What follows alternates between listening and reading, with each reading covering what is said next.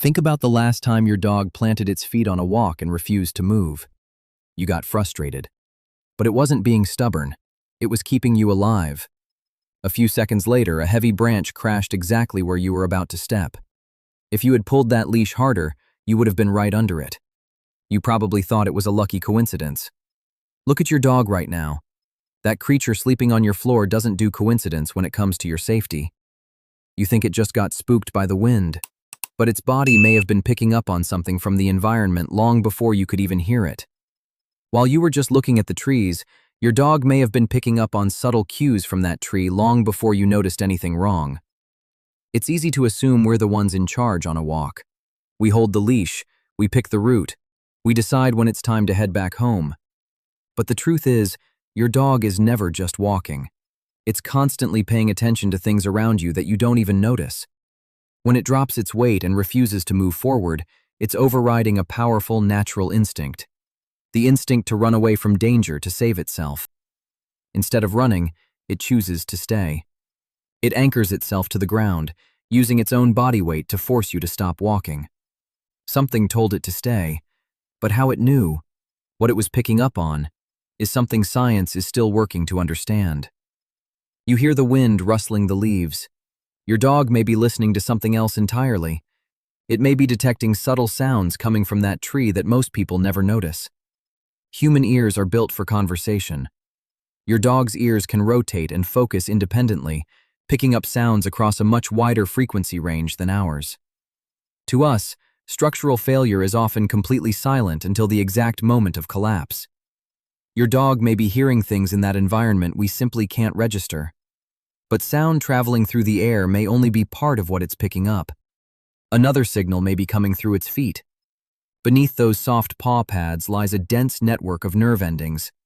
They can help detect subtle vibrations from the environment. Vibrations move through solid ground faster than sound moves through the air. Your dog may be feeling something in the ground before the air carries any noise at all. That sudden pause on the sidewalk? It may not be your dog being distracted by a squirrel.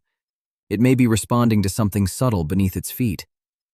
We walk through the world insulated by thick rubber shoes. Your dog walks barefoot, its nervous system more directly connected to the surface beneath it. In a fraction of a second, its brain may be processing information from its paws and ears together, building a picture of what's happening around you. It appears to know something is wrong, and it responds before the danger becomes obvious. None of this is a conscious thought. Whatever it's picking up, the response appears to happen automatically, faster than you'd ever notice. That's the exact moment the leash goes tight. That's when it plants its feet and refuses to let you take another step forward. You think you're fighting a stubborn animal, but you may actually be resisting something that's trying to keep you safe. But ears and paws may only tell part of the story. Your dog's nose is possibly picking up changes in the environment too. We assume your dog's nose is just looking for the next meal or marking a territory. But that nose can detect concentrations of scent far beyond anything we're capable of. When organic material begins to break down or change, it often releases compounds into the air.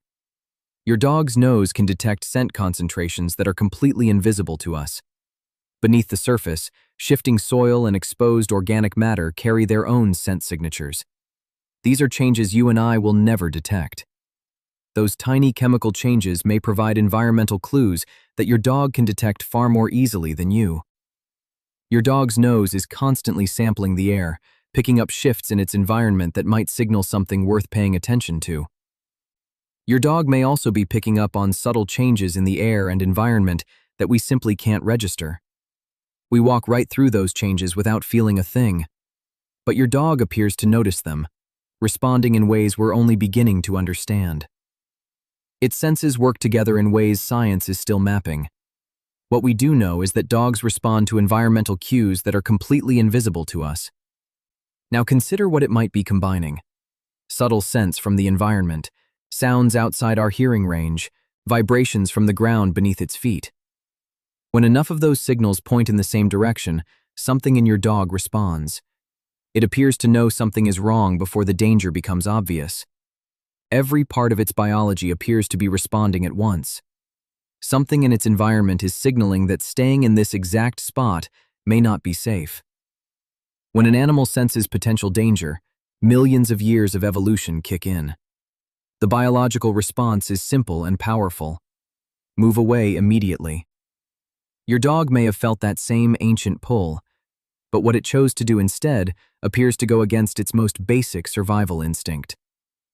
In the wild, when an animal detects incoming danger of this scale, the body pushes toward one response: get away as fast as possible. Your dog's body may have flooded with that same response. Heart rate rising, muscles preparing, every instinct pointing toward escape. But instead of bolting down the street to save itself, your dog stopped completely. It chose to stay. This is the hardest thing to wrap your head around. At the exact moment its alarm response peaks, it goes completely still. Why would an animal built for survival suppress its own escape instinct? The answer appears to be at the other end of the leash. It appeared to understand that you couldn't pick up on what it was sensing, and it appeared to respond to that, staying instead of running. If it ran, it would have to pull you with it. But that takes time, and something in that moment may have made stillness the faster response. Running can pull someone forward. Stopping completely creates a sudden resistance, a signal that something needs to change before you take another step. In that moment, something overrode its instinct to run. It pushed its weight into the pavement, lowered its center of gravity, and held its position. It turned its own body into a stubborn anchor. It remained inside the potential danger zone to make sure you stopped moving. You thought it was misbehaving, but it was doing the opposite, responding to something you couldn't sense in the only way available to it. This kind of behavior tells us something significant about the dog-human bond, because an animal only suppresses its survival instinct for something that matters more. To understand why it stayed, you have to look at how your dog appears to view its relationship with you. You're not just the person holding the leash. We see ourselves as owners, caretakers, or the ones in charge. But your dog appears to experience something closer to a unified group, one that moves together. In the wild, group members don't abandon each other when one is unaware of a threat. They respond together. The moment it sensed something wrong, it appeared to weigh two responses: move away to stay safe, or stay and make sure you stopped too. It stayed. And that tells you something about how it sees you. Think about the times you've lost your temper, the times you were stressed or too busy to pay attention. None of that appears to change its orientation toward you. Through every frustrating walk and every pulled leash, it keeps paying attention, watching for things you can't see, responding to things you can't feel. Your scent, your voice, and your patterns are deeply embedded in how it navigates its world. You appear to be a consistent reference point for it. Always. So when it plants those paws on the concrete, it's making a physical statement. Something is wrong, and it's not moving until you stop too. That heavy, immovable weight pulling against your hand isn't defiance. It may be the most direct way it has of communicating with you. You walked away from that falling branch completely unharmed, annoyed that your dog ruined the pace of the walk. But it didn't care about your frustration.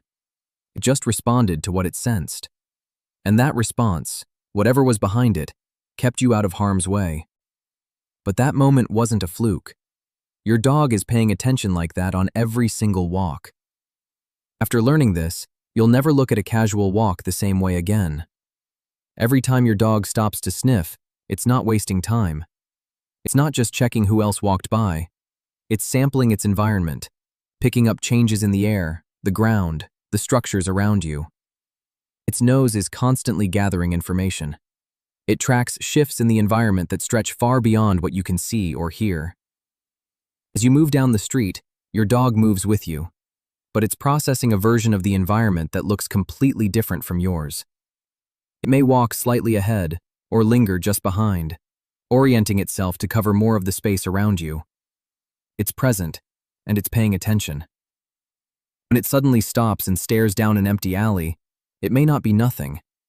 It may have noticed a subtle change in the air or environment that you walked right past. You're enjoying the sunshine and listening to a podcast. Your dog is constantly processing sounds, smells, and movement that often go unnoticed by people. How do we usually react to this? We pull the leash. We tell it to hurry up. We get annoyed. We interrupt the very behavior that may, on some days, be what keeps us safe. But your dog doesn't hold it against you.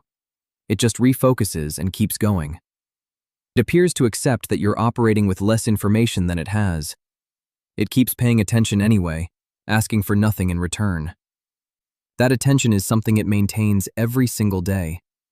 Which means the next time you pick up that leash, something about how you see that walk might shift. You don't just have a pet. You have an animal deeply attuned to the environment around you, responding to things you'll never fully perceive. And more importantly, you have an animal that appears to stay when everything in its biology may be telling it to run. Think about how small your dog looks when it's sleeping quietly on your living room floor. It seems so vulnerable and at peace. But beneath that quiet breathing is a nervous system that stays attuned to its environment, and to you, in ways we're only beginning to understand. It lives in a kind of readiness, willing to plant its feet against the ground just to make sure you stop before you step somewhere it doesn't trust. Through thousands of years of living alongside us, something in how dogs respond to the world has shifted, and that shift appears to include us in it. We spend so much time trying to teach our dogs how to walk properly on a leash, how to heel, how to follow our human pace. Maybe it's time we learn how to stop, how to pay attention to their silence, and how to trust the pause. The next time your dog plants its feet on the pavement and absolutely refuses to take another step forward, don't pull that leash. Drop your weight, look at your surroundings, and let it lead you. It might just be the moment it saves your life.